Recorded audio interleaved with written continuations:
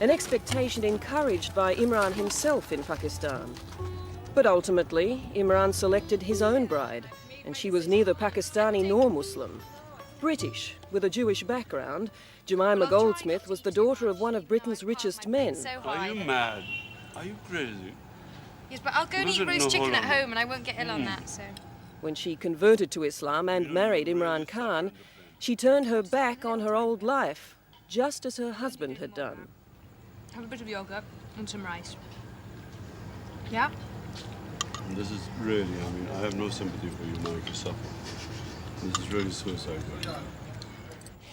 Do you see this marriage as a turning away from the life that you may have led in other parts of the world? You mean a playboy? Is that You what said it. You said it. You mentioned a headline to me earlier. What was it? Love rat in the papers? Romeo rat. A Romeo rat. Romeo rat. Did you think you were marrying a Romeo rat? Well, I hoped I wasn't. I don't think you're a Romeo rat. Tell me, does the word love play a part in what has brought you together? I hope so. You know, I'll just say that in our culture, you know, a public show of affection and publicly talking about these things is sort of not really considered very common. And I think it's between two people. Because, you know, you see in Hollywood people sort of proclaiming love, you know, and this huge love affair, and 2 years later they are divorced. It's quite embarrassing. But it's an interesting difference in your responses. Jemima said, yes, I hope so. And you were reticent to talk about it. It's only because it's always considered something too mushy to talk about in public. I mean, it's between two people. But there is some of that stuff there, obviously. Well, there must be something to have got married to her. Yeah. He's a middle-aged man who has decided to tie the knot with a girl half his age who is British and the daughter of a Zionist billionaire. And he's telling us what we ought to do and how we ought to live. Now, if I married because the other culture was superior, if I married her because I thought she was white and superior in English, then of course it is a hypocrisy. The fact is that an English girl has come and started living in my culture. Assalamu alaikum. I recognize you. Assalamu alaikum. If there's a reason other than his fame and his faith that Imran Khan is seen as a political contender, this is it. In less than 5 years, he raised the Shaukat Khanum Memorial Cancer Hospital from the ground. A world-class cancer treatment and research facility, it was built in honour of his mother who died of cancer in 1985.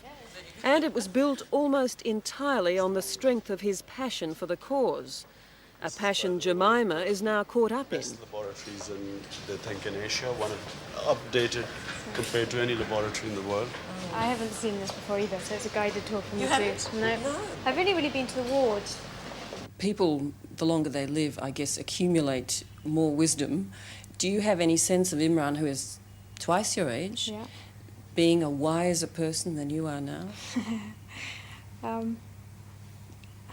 Yeah, I mean, I think he's definitely got a lot to teach me, but... And you're prepared to learn from him?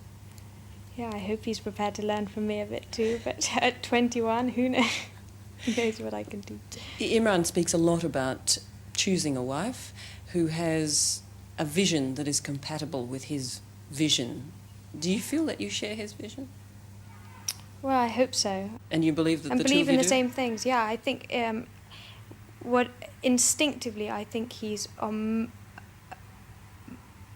instinctively, I would say that on most occasions, I believe in his judgment. You know. You mean my husband is never wrong? No, I don't mean my husband's wrong. He's wrong quite often, but I mean that that what he believes in instinctively is something which actually we share. You know, I'm being so hopelessly inarticulate. No, you're I'm sorry. She thought it wasn't, there was no hope. On his fundraising drives for his hospital and his newly launched literacy campaign, Imran Khan is seen by the public as a man who gets things done for the love of it. Genuinely, I didn't actually realise how completely he's wholeheartedly dedicated his life to this project. But his enemies in government see nothing but a potential political adversary, even though he denies it. I mean, if I wanted to join politics, my first offer was way back 6-7 years back, when General Zia offered me to join the interim government as a minister. You know, I mean, if that was all this manipulation was going to be propelled into a ministership with a flag in front of my car and sitting in high office, I would have jumped in by now. There's at least one person in this country who does not accept Imran Khan's assurances that he has no political aspirations, and that's the Prime Minister of Pakistan, Benazir Bhutto. She and her government have done everything imaginable to erase Imran Khan from the minds of Pakistanis, and they've gone to some grotesque lengths to achieve that. An ad for Khan's cancer hospital has been banned from the nation's TV screens. A promotion for the national airline trumpeting Pakistan's spectacular 1992 World Cup win has one stunning omission. It makes no mention at all of the captain who led them to that glorious victory. You know, we are blotted out of television. We cannot make an appearance on TV. One producer, just because he let my name go through, was suspended for 4 days on Lahore television because in a quiz program he let my name slip. The hospital has not been shown on Pakistan television ever since it's been made. People haven't seen the hospital.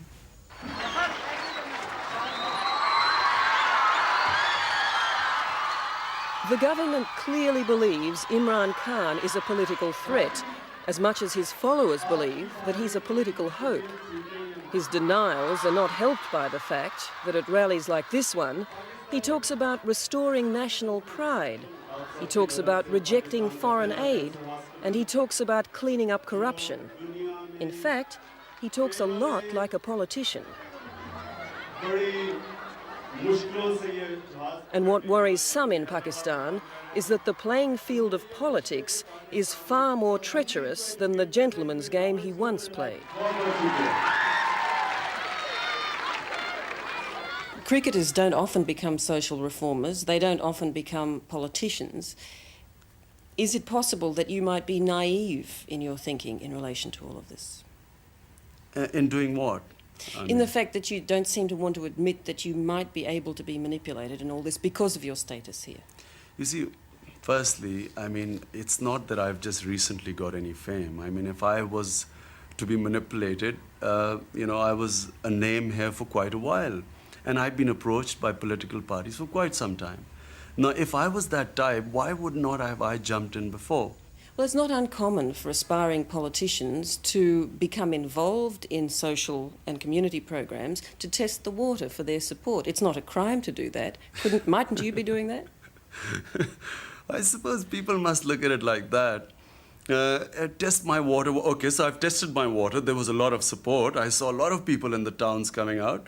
So I've tested it. Now surely I should be jumping in now, because that's what was predicted, by the way. They thought it's imminent now and he's about to launch a party or something. My objective is that if I am in a position to help my country, I will try and do that. And I feel that in the current state of affairs, the way our political system is so corrupt, I can do a lot more good to my country outside politics. And that's what I'm trying to do.